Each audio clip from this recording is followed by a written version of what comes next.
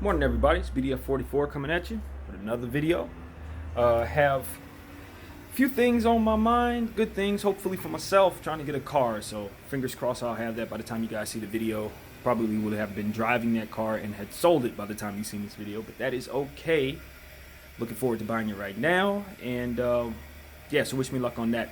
Moving on, the Lakers and the Clippers are what I'm here to talk about. As always, the NBA has so much for us to deal with in the offseason, so much for us to anticipate. And on opening night, the Lakers and the Clippers will be facing off. I believe that will be a Clipper home game. I believe. I'm not certain, but I believe so. And then I know that the Lakers and Clippers also see one another on Christmas Day. I've already talked about the matchups and how I think these two teams are going to face off against one another. I do believe that both teams have the potential to start off a bit slow, so I don't think that you're going to see the best version of the Clipper-Laker matchup in the first, an opening night. That's a lot to ask. So when it comes to the Clippers, and I don't want to speak from a fan's perspective because it's going to sound like, it's not. You know what it sounds like when I'm talking about the Clippers based on my fandom. But just talking about them from a standoff standpoint, just watching a team at random, I don't think that there's going to be a problem at all in terms of Kawhi Leonard and Paul George playing with one another on the floor, getting along. There's not a whole lot to try to make a case for what you think could go wrong in the locker room. Kawhi is a superstar, but he doesn't seem to assume to care anything about being a superstar. In fact, he seems to be trying to show us that he's a blue collar guy in every way, and would be more than happy to see Paul George take that focal point role while he just does what he does on the basketball court. Everyone knows that Kawhi Leonard is one of the top three players in all of basketball right now. Paul George, as great as he is, he's going to be the second best player on that team. We know that. But I think Paul George has the superstar DNA in him. He would like to continue being a superstar, obviously. And he's not coming off of being the first wheel necessarily, but he did have the type of season that you would consider for a first wheel. So we're looking at a Paul George who I think is going into a situation that's very, very positive for him. Coming home, we could be looking at another career year for Paul George, to be completely honest. I think the system fits.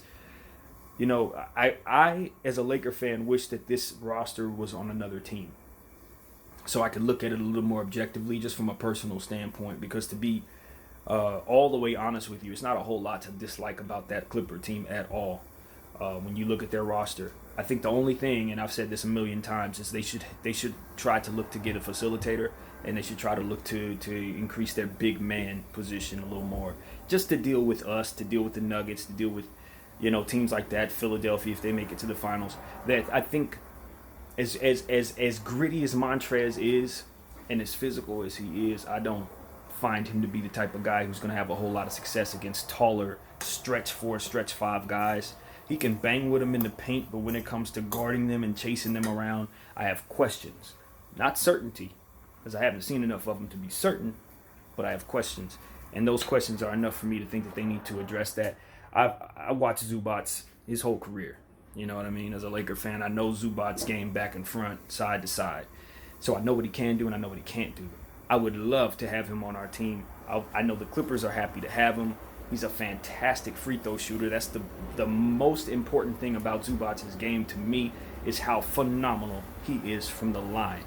And yes, he has amazing touch in the paint. So there are a lot of good things about that prospect. The problem is he has never, and I mean never, stopped a superstar from having his way.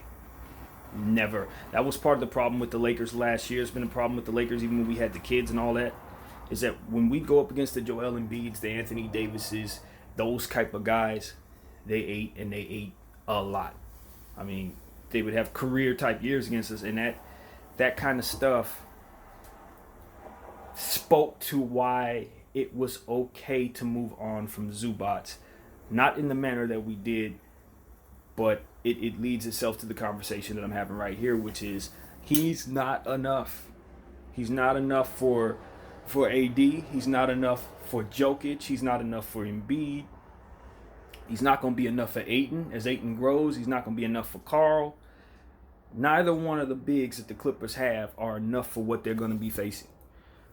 So you're asking Kawhi Leonard, and Kawhi is capable, we know he is, of being disruptive to players that are much larger than him off the ball. You know, he's going to have to play weak side and body up with guys that are huge guys and try to create some help for Montrez and Zubac. If they have another center on the roster, I'm not aware of it. I don't know if they picked up a young prospect, if they have some G League talent that they like. And I know for a fact that they have the GM brain trust to adjust and make the roster adjustments necessary if it comes down to making a trade sometime during the season. I don't think that will be an issue. Another thing that's curious to me, honestly, and we'll just see how things go, is Lou Williams' role on this team. Last year, they didn't have a superstar at all. They didn't have a go-to scorer at all. They had a bunch of guys that just played great together. And because of it, it allowed Lou Williams to, from off the bench, score a lot of points, do what he does and shine and be sixth man of the year as he is every year. I think he won it this year. He should have won it. If he didn't, he was in the top 3. So when you're talking about Lou Williams' fit on this team, now they have, you can basically toss in roughly 60 points between the two of them every night. Paul George and Kawhi Leonard should accumulate 60 points. I just wonder if the spark plug that is Lou Williams, and it is a fantastic contract, so I don't think that you want to shed the contract to better it. You have one of the best contracts in the world. But I just wonder if his role is going to be best utilized on this team this year based on the fact that a lot of what he does isn't going to be as necessary. And a lot of what he doesn't do may be more so necessary. I believe, and I'm of the mindset, that the Clippers are lacking a facilitator. Now, I do understand, and I've said a million times, I'm sure you've heard me say all of this, that Paul George is more than capable of getting you 7 to 8 assists on a really good night, but I don't think that you want him to think pass. You want him to be the type of guy that's going after his shot and looking to create off of the dribble and all of that good stuff, doing that Paul George stuff that he does. You want him doing that offensively. You don't want him thinking about how can I get Kawhi his shots, how can I make sure Trez gets his, how can I make sure that everybody is in the place they need to be so they can keep the offense running, and you don't want him thinking like that. Patrick Beverley is not a setup point guard. I know he can get some assists. He's not bad. He's competent in that area, but he's not elite in terms of facilitating. When you have elite superstars, I don't know that you need elite facilitating, but I think you want something more effective in that regard than what Lou Williams is going to give you. Not Lou Williams, excuse me. Patrick Beverley is going to give you. I wouldn't imagine Lou Williams is going to play point guard in this team. Starting, certainly not. He never does. But even off the bench, I would see him, even if he's playing point guard, he's more in the shooting guard's role, looking to score, looking to draw fouls, and get to the line and do what he does. So one thing I do want to say about this Clipper team is that from where I'm sitting, they look like a very good free throw shooting team. So when they're slashing to the lane and all of that, they're going to get to the line quite a bit. You can expect them to get to the line about as much as the Rockets got to the line last year, in my opinion. It's just a lot of slashing and a lot of respect that's going to be given from the referees to this team based on their star power. And then again, Lou Williams, he draws fouls. He's probably the second best behind James Harden at that. He just knows how to make you foul him when he's shooting. So he's a valuable piece, Lou Williams is, but I wonder if by midway through the season, if they're not considering trading him. Because he is a valuable piece, it is a fantastic contract, and they do have needs that may or may not be necessary depending on what their superstar is able to help mask for them. So, yeah, I wanted to dig in on the Clippers a little bit. I really like the roster. I'd be a lying fool if I said I didn't like their roster. The roster is great. I like our roster just as much, really. I think neck and neck. I don't have any issues with either roster. You know, LA has put together, probably the most exciting pair of LA teams that sports has probably ever seen. I I remember the Dodgers and the Angels were pretty good, but not many people really love baseball to that degree out here. And if they do, it's just about the Dodgers as it is about the Lakers. But I think when you're bringing the type of superstar talent, particularly two guys that are from Los Angeles, there will be a lot of buzz, whether it be a positive or negative. Either way, there's going to be a whole lot of attention headed in their direction. So, yeah, man, just wanted to get up here and say that. Also, LeBron James, I only got about 3 minutes left, but LeBron James, to me, I want to see him close. I know there was a lot mentioned about how he handled last year in terms of kind of just coasting.